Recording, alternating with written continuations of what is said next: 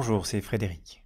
Aujourd'hui, pour le Nouvel Automobiliste, je vais vous lire l'essai de la nouvelle Skoda Fabia 1 litre TSI Style. Elle a tout d'une grande. Un article d'Olivier. Vendue à plus de 4 millions d'exemplaires depuis le lancement en 1999, Skoda nous propose d'essayer la 4e génération de cette citadine. Après 7 ans, ainsi que le restylage des cousines du groupe Volkswagen en 2021, c'est au tour de la Fabia de se remettre à jour, aussi bien esthétiquement que technologiquement. La nouvelle Fabia utilise la plateforme MQB-AO de la Volkswagen Polo. Elle prend de l'embonpoint et passe allègrement la barre des 4 mètres, pour devenir plus grande que ses deux principales rivales, les Peugeot 208 et Renault Clio. Par rapport à la version précédente, elle s'allonge donc de plus de 11 cm et atteint 4,10 m. Dans la largeur, elle mesure maintenant 1,78 m, soit une progression de 5 cm. Par contre, elle perd quasiment 1 cm en hauteur. Ces nouvelles mensurations profitent évidemment aux passagers arrière et surtout au volume du coffre qui gagne 50 litres, avec un chargement total de 380 litres, soit autant qu'une berline de catégorie supérieure type Volkswagen Golf. Le poids visiblement est aux alentours de 1200 kg, soit sensiblement le même. Esthétiquement, elle conserve la même apparence avec toutefois une calandre plus imposante et devient surtout plus technologique en adoptant des feux à LED à l'avant comme à l'arrière. Les rétroviseurs, le capot moteur et le bouclier avant, intégrant un volet mobile dans sa partie basse, ont également été optimisés. À cela s'ajoute un spoiler à l'arrière du toit et l'ajout des LED plastiques sur les roues. L'ensemble permet à cette nouvelle génération de revendiquer un CX de 0,28, à comparer au 0,32 de l'ancienne. Pour en revenir à l'appendice mobile du bouclier, celui-ci se présente comme un obturateur asservi à la vitesse du véhicule. À partir de 120 km/h, ce volet se ferme et améliore la traînée aérodynamique, permettant selon Skoda un gain qui pourrait aller jusqu'à 0,2 litres de carburant pour 100 km. L'intérieur quant à lui monte en gamme. On trouve une planche de bord moderne qui intègre un bandeau de couleur sur toute sa largeur et traversant les aérateurs latéraux. C'est bien moins austère et du plus bel effet. On a également un éclairage d'ambiance à LED. Mais malgré de très bons ajustements et une belle finition, la qualité des plastiques durs, y compris sur le dessus de la planche de bord, gâche un peu le tableau. C'est d'autant plus dommage que les rappels de couleurs présents sur les contreportes et les sièges donnent une touche moderne et plutôt flatteuse à ce véhicule. Une fois installé derrière le nouveau volant intégrant un nombre limité de touches, on découvre selon la version le Digital Cockpit de 10,25 pouces avec une instrumentation 100% digitale. Celui-ci permet jusqu'à 5 modes d'affichage allant de la vue basique à celle faisant la part belle à la navigation en passant par le mode sport. L'infotainment est posé en partie haute de la planche de bord et selon les versions dispose d'un écran de 6,5, 8 ou 9,2 pouces. Équipée de l'interface MIB3, elle est réactive, bien plus que dans une 208 par exemple, et dispose d'une connexion permanente via une carte SIM. L'infotainment regroupe les accès à la radio, ainsi qu'à la ventilation, le GPS et autres connectivités du type Apple Car ou Android Auto, ainsi que la personnalisation du véhicule ou la gestion des aides à la conduite. La connectivité SmartLink avec le téléphone peut se faire par Bluetooth ou par l'intermédiaire de 5 ports USB de type C, et pour la recharge, par induction. Côté sécurité, active et passive, la Fabia peut être luxueusement dotée. Au-delà d'une structure en acier à haute résistance, elle peut être équipée jusqu'à 9 airbags. Le régulateur de vitesse peut être adaptatif, on peut avoir le front, le park ou le lane assist, le détecteur de fatigue, la gestion de la permutation des feux de route à croisement, tout cela fait partie des assistances d'aide à la conduite disponibles sur cette 4e génération de la Fabia.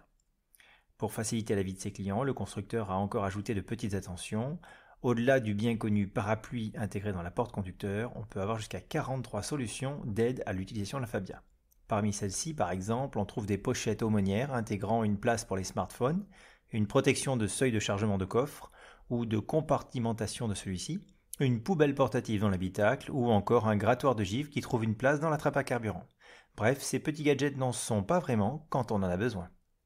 En ce qui concerne la route, si nous commencions nos essais par la version 1 litre TSI 95 chevaux en boîte mécanique 5 vitesses, en finition ambition. On est encore un peu loin de la version haut de gamme.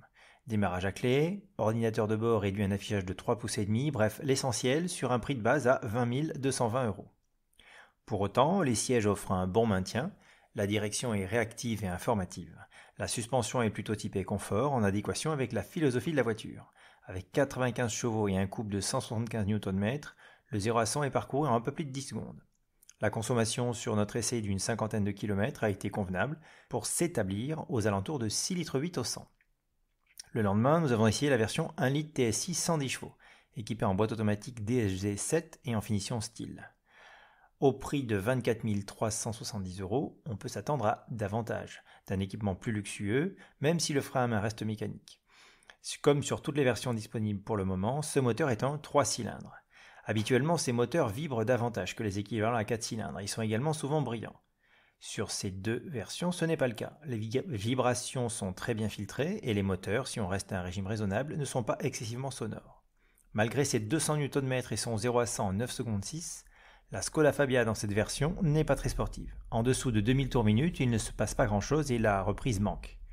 La faute peut être à une boîte DSG clairement orientée sur la consommation qui se montre plus agréable en mode sport.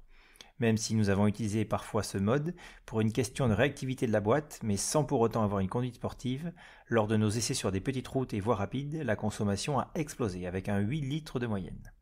Équipée de pneumatiques de 17 pouces, la Fabia reste confortable, même sur route dégradée. Pas trop lourde, les freins sont progressifs et bien dotés. Elle bénéficie en outre des aides à la conduite similaires à ce que l'on retrouve sur les véhicules de la concurrence et participe également à cette sensation de confort. Commercialisée depuis octobre 2021, la nouvelle Fabia est disponible en offre restreinte. 3 niveaux de finition, active, ambition et style, et 5 motorisations essence sont disponibles pour le moment. Du 1 litre de 65 chevaux au 1 litre TSI de 110 chevaux.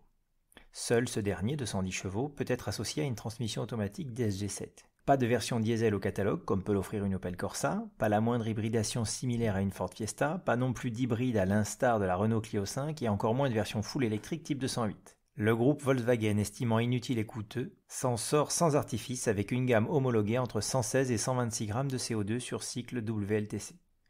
Aucun malus écologique n'est à prévoir pour le moment. Si une version 1,5 litre TSI de 150 chevaux sera prochainement disponible, il n'est pas prévu de version break ou RS au catalogue. Côté prix, la modernité se paye. Exit la Skoda Austère à prix compétitif, elle a gagné en volume aussi bien qu'en qualité et les prix s'en ressentent. La gamme commence à partir de 16 730 € pour culminer à 24 370 € hors option. Le prix reste le nerf de la guerre et cette quatrième génération se positionne au prix de la concurrence. Par exemple, une Ford Fiesta 1 litre 75 chevaux débute à 16 750 € et une 208 1 litre de 75 chevaux à 16 550 €. Pour autant, il faudra tenir compte du gabarit dans le choix final. Elle est bien plus grande et généreuse avec ses occupants que ses consoeurs. Le volume du coffre est sans commune mesure avec une 208, qui ne propose que 265 décimètres3, et reste en général supérieur de 30 à 40 décimètres3 par rapport à la concurrence comme les Seat Ibiza, Polo Volkswagen ou Renault Clio 5. Finalement, c'est la Fiesta qui s'en rapproche le plus avec ses 361 décimètres3. En conclusion, cette quatrième génération a atteint l'âge de raison. Elle est moins chère qu'une Polo dont elle partage la plateforme, moins dynamique qu'une Peugeot 208 ou qu'une Ford Fiesta. Elle affiche cependant un meilleur compromis à la limite du segment supérieur. Une alternative à laquelle on ne s'attendait pas forcément. Est-ce que cela suffira ? Certains continueront de lui préférer sa cousine Polo, mais juste pour l'image, car elle n'a plus rien à lui envier. Voilà, cet essai de la Fabia est terminé. N'oubliez pas que sur le Nouvel Automobiliste, vous pouvez retrouver de nombreux articles. À bientôt!